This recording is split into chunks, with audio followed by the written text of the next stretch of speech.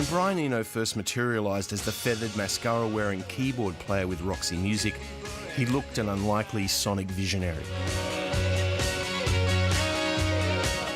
Eno left Roxy Music in 1973 and went on to invent a whole new genre of electronic instrumental music that he called ambient music. As a producer, Eno worked with David Bowie, Devo, and Talking Heads, as well as David Byrne on My Life in the Bush of Ghosts, an album that first introduced many listeners to the idea of sampling. And that's even before we get to the 1980s and Eno's groundbreaking production work with some of the biggest bands in the world today. There's also Eno the artist. As an early adopter of portable video equipment, Eno created video art in the late 1970s and installations since the 80s. His latest guise is as a curator. Eno was in Sydney in June to curate the Luminous Festival of Music and Ideas. He also performed and exhibited his video art, projecting it onto the sails of the Sydney Opera House. Tonight on Artscape, the multi-talented Brian Eno.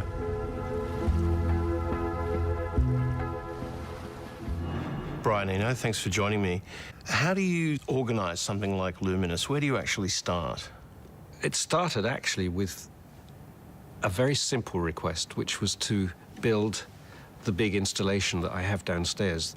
And then things started to get added to that.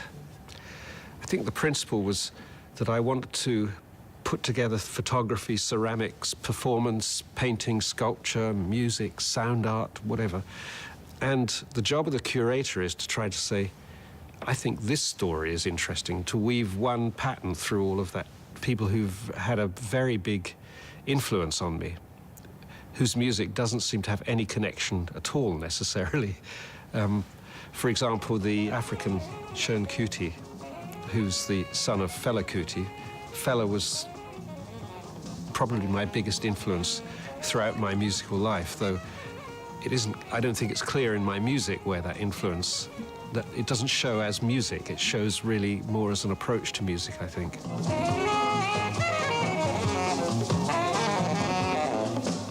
It's interesting too that I guess when I first heard the idea that you were doing this festival, that it occurred to me that it would all be music, but there are lectures and talks and things like that. I mean, what are their purpose? What are they there for? Well, I think the other thing I want to show is, apart from using my own show here to try to indicate that there's a new area between music and visual art, where the two seamlessly cross and quite happily marry together. So that was one boundary I wanted to finally get rid of. Another boundary I wanted to question was the one between artistic work and intellectual work, if you like. So the idea that they shouldn't cross. I think there's a terrible prejudice in the arts against articulacy, actually. There's a sort of suspicion of if people can talk well or think about their work, they couldn't be proper artists, because artists are supposed to be sort of passionate, inarticulate people who dredge things from the sort of primitive center of their being. And, you know, well, I think that is part of being an artist. I don't think that's the whole story by any means. I remember one of the most upsetting things that I ever saw in England, Ron Kittai, who's an amazing painter, had an exhibition where he decided to write the cards beside the painting. So instead of a curator or a critic writing a kind of description of what the painting was about, Kittai decided to do it himself. He was absolutely murdered by British critics for doing that. The cruelest criticism I've ever seen, because to them it seemed to represent an artist who was too big for his own boots. You know, what a nerve. You think you've got a brain as well? Isn't it about a kind of articulation then? I mean, I would have thought the contemporary art world is over-articulate in a sense. Well, it's over-inarticulate. I mean, the worst writing in the world comes out of contemporary art world. without any doubt, there's nothing worse in terms of sheer incoherence, actually. First of all, the inability to express a thought clearly, and secondly, the lack of any thoughts. So you have no thoughts inarticulately expressed. It really is the worst writing you can get. So that's the kind of articulacy I don't trust. But there are a lot of artists who do think about what they do and who try to find how it fits in terms of the frame of the whole culture including science and philosophy and politics and so on. And they're consistently not rewarded for the effort. You know, they're certainly in England, they're consistently told that they shouldn't really bother their pretty little heads with that kind of thing. So I do bother my not so pretty head with it, and I shall continue to do so. Is curating an art form? Is it a creative act? Good curators really are a new form of storyteller, in that what they're doing is saying, here's a group of cultural objects. I claim that they're related in some way. That's what curation is. It's claiming a relationship between things. So, you know, the history of art is full of stories of art developing linearly, like, you know, Braque led to Picasso, and Picasso led to this person and that person, as if there was a sort of cause and effect chain like that. But actually, the interesting thing about modern art is that clearly isn't the case. There's a whole field of things going on, and that field includes photography, ceramics, performance, painting, sculpture, music, sound art, whatever. And the job of the curator is to try to say, I think this story is interesting, to weave one pattern through all of that field, and another curator weaves that pattern. So curators do an interesting job in that they tell us new stories about our culture. Oh, I read that you found some of the Australian bands through YouTube. Sign, for instance. Do you think YouTube is any kind of useful tool for that act of curation? Well, if you live on the other side of the world, it's the only tool you have. So it was very useful indeed to be able to hear about something and then see something straight away. It's like speed dating a bit, you know. The good thing about speed dating is you know pretty well if you don't like something. You can tell that very quickly. So it cancels out a lot of things immediately. It's a good filter. Do you think it's a useful tool in that way of being able to self-select what you like and what you don't like? Is that where television is headed, do you think? Television has no future, basically. You know, it's finished as a medium, really. That's why YouTube and people's own personal approaches to making programs are so interesting. Television murdered itself, really, and once it recovers from its suicide, there might be a renaissance of some kind, but it doesn't do anything interesting. When I see all this glitz and these same formulas about how people look on television, what the lighting is like, how the sound is done, it's just a whole received tradition based on absolutely nothing except convention. That's how we've done it before, you know. And I just think it's finished. It has no energy as a form anymore. Sorry about that. I realise that's what you're all doing. But you've got to rethink your world. I was wondering if you could explain Senius, the word you've invented. What does it mean? Well, when I was at art school, like everybody else who's at art school, I was told that, you know, the story of art is the story of a few great geniuses having wonderful ideas that then everybody else catches up with. But about 15 years ago, or 20 years ago, I went to a show at the Barbican of early 20th century Russian painting, which is an area of painting that I'm particularly keen on. And what I realized when I saw this show, which was a very big show, was there wasn't just Kandinsky and Rodchenko and Tatlin and Klein and the few names that I knew. There were thousands and thousands of artists at work. And not only artists, there were curators, there were white Russian princes, there were dealers, and they were all doing something in this scene. So I realized that actually that was an ecology. There was a kind of an ecology there where every part had its contribution and was part of the network of transactions going on. So I thought some scenes are better than others, like that particular one in St. Petersburg in 1906 to 1913, for example, was so fruitful and so alive. So I came up with this word scenius, which is the communal version of genius. And I think scenius is actually what I'm interested in. I'm interested in situations which produce good outcomes rather than in individuals that produce good outcomes. So to articulate it in those terms, is that an attempt to create a scene? Yes, I think so. And I think you can create scenes. Unfortunately, we normally only do it consciously in wartime. For example, the Manhattan Project, development of the atomic bomb, was a quite deliberately created scene. It involved 120,000 people, huge sums of money, and a very specific directive. We must develop an atomic weapon. So, of course, the fallout from that, to use a poor metaphor, was a lot of other science that came out of it as well. But the fact is, it is possible to hothouse humans, to put them together and say, let's do something, and you can make something happen. Disney was another example of a scenius, I think. So I think, you know, we ought to be thinking more consciously in terms of how those fruitful communal creative scenes work, because we desperately need to make one right now to address this big challenge of climate change. We really need to be able to harness the intelligence and creativity of everybody, actually, of anybody who can offer it.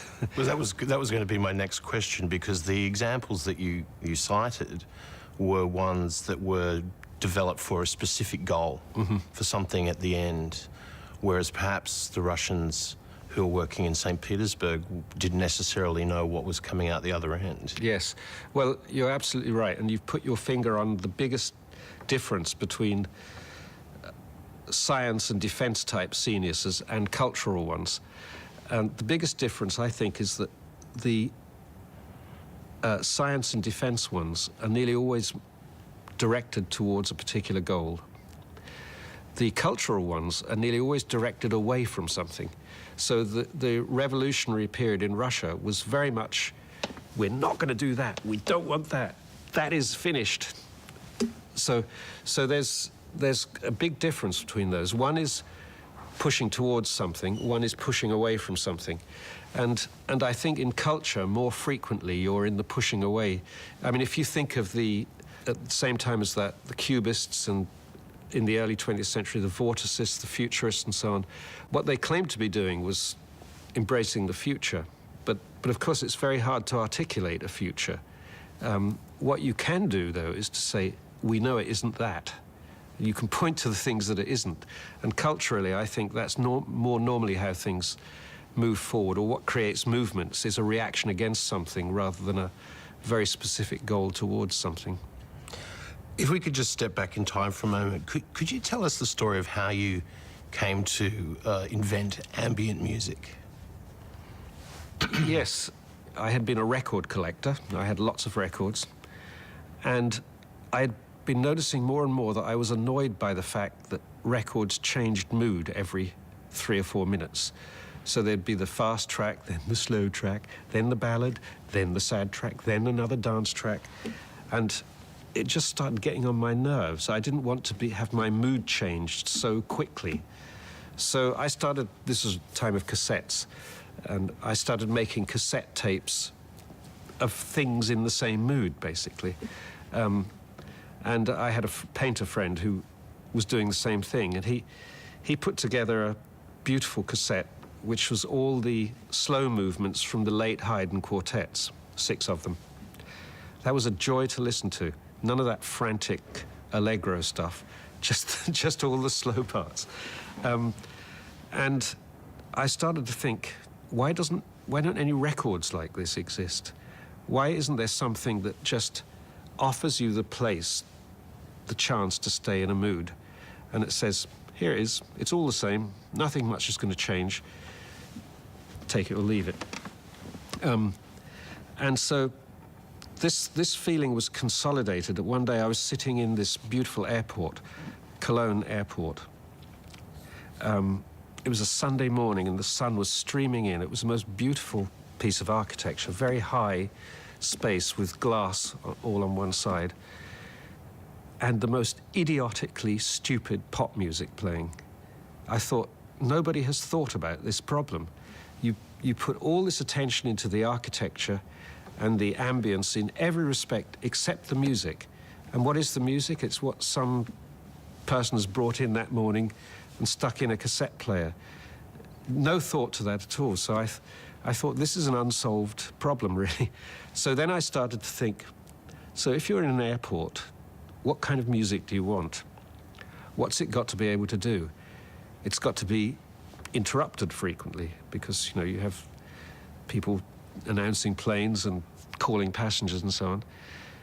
So it can't be narrative. It can't be important that you hear the whole of the narrative. It's got to be a feeling rather than a story.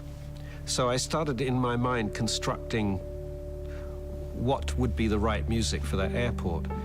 And by the time my plane arrived, I realized I'd thought of a record that I wanted to make, which became Music for Airports. And then that led on to the general idea of ambient music. Did the processes that you were using to make that earlier ambient music sort of lead on to the generative music that you were doing in the 90s? Yes. So that was another important aspect of the idea of ambient music, was that I wanted music that lasted forever, if you wanted it to. Mm-hmm. I didn't want it to go away. So if you wanted to listen to it all day, you could. And so I started then to think of machines, basically, essentially systems that would generate music. And that was what became what I call generative music, where you have a limited stock of material which is being recombined and shuffled together and merged in different ways so that it keeps producing this combination of familiar and new, which I like. I like when those two things are together.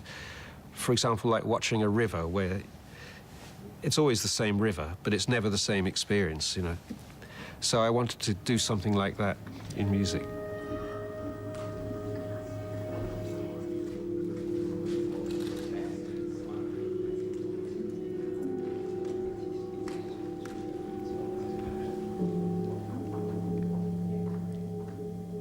Your installation work, 77 million paintings, is in Luminous, and it's one of a number of works you've done over the years using generative processes. Could you explain what you mean by generative in this context? Yes. So I suppose what I mean by it is that the responsibility of the artist becomes inventing a system that produces his work rather than just producing the work. So, for example, I could do one painting. I have done in the past. Or I could invent a system of producing lots and lots and lots of paintings, which is sort of what I've done here in this work. So all of the original material in that I made by hand or photographically or with the computer. And the machine, which is the software that runs this, essentially is recombining those things, shuffling them together, so it's producing a huge variation. You know, in one day that thing will produce more separate pictures than an artist could produce in a lifetime. So that artist might say, yeah, but they're not as good as mine, which may be a good argument. There's a home version which you can run on your computer. In fact, this really started with the home version.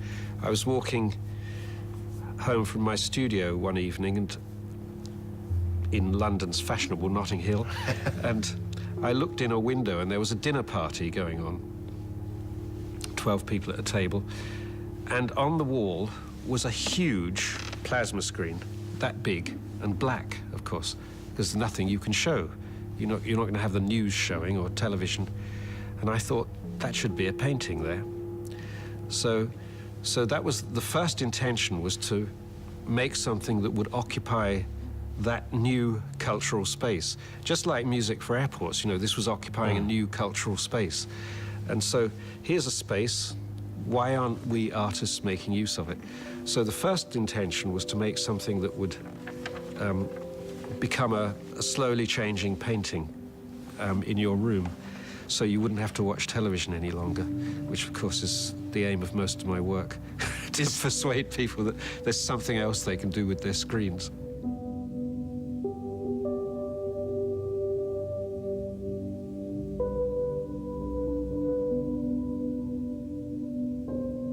So is it the technology that gives you the idea?